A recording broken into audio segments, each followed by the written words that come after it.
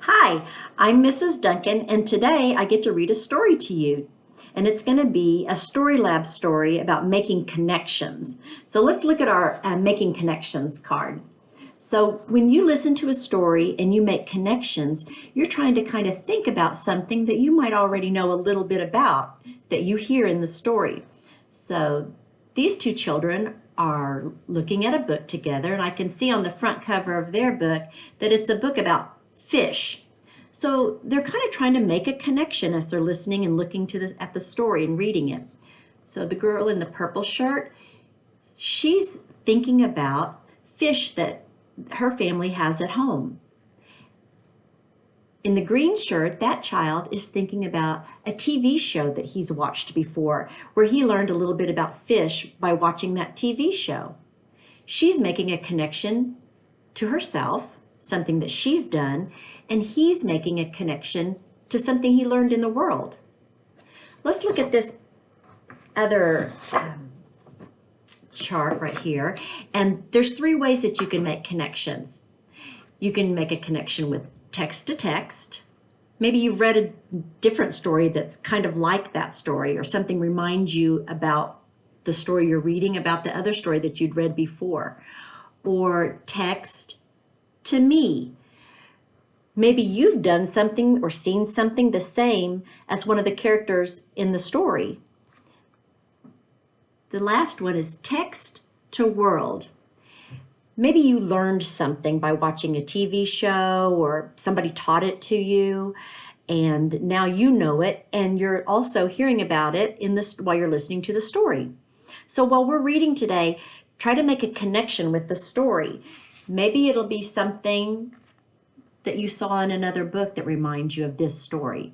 Or maybe it'll be something you've done. Or maybe it'll be something that you learned somewhere. Well, the title of this story is Lola Plants a Garden. And the author of this story is Anna McQuinn. And it's illustrated by Rosalind Beardshaw. Well, I have a text-to-text connection already because I've read a story about Lola before, this character called Lola Goes to the Library, and I really liked that Lola story, so I'm kind of thinking that I might like this Lola story. So here we go with Lola Plants a Garden. It starts off with this little poem. Mary, Mary, quite contrary, how does your garden grow? With silver bells and cockle shells and pretty maids all in a row. Well, I can make a text to me connection with that one because I've known that poem for a long time. My mom taught it to me when I was a little girl. So I've known that poem for a long time. I'm going to read it again. Mary, Mary, quite contrary, how does your garden grow? With silver bells and cockle shells and pretty maids all in a row. Lola Plants a Garden. Lola loves her book about garden poems. Her favorite poem is the one about Mary, Mary. Lola wants to plant a garden. Mama says there is room near the vegetables. Lola gets books about gardens from the library. She chooses her favorite flowers from the books. Mommy makes a list. I've been to the library before. Have you been to the library before? That would be a text to me connection. Because you're kind of like Lola in the story. She went to the library and you've been to the library before. They go to the garden store to buy seeds. Lola and Mommy make the garden. The seed packets mark where the flowers are planted. Lola will have to wait a long time for them to grow.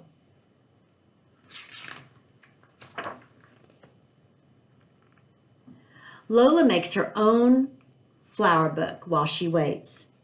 Mommy types the Mary Mary poem, and Lola glues it in.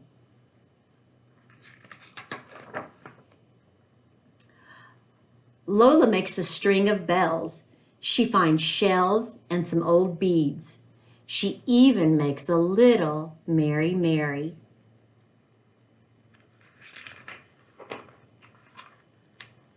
One day, Lola sees tiny green shoots. She pulls up the weeds so the shoots can grow. Have you ever seen weeds growing in a garden? We don't want the weeds there because they take the water that you want for your flowers or your vegetables, so you have to get those weeds out. And that's what Lola's doing. Lola's flowers grow bigger and they open up to the sun. Daddy helps Lola hang her shiny bells. Lola finds Mary Mary a special spot. It's just perfect.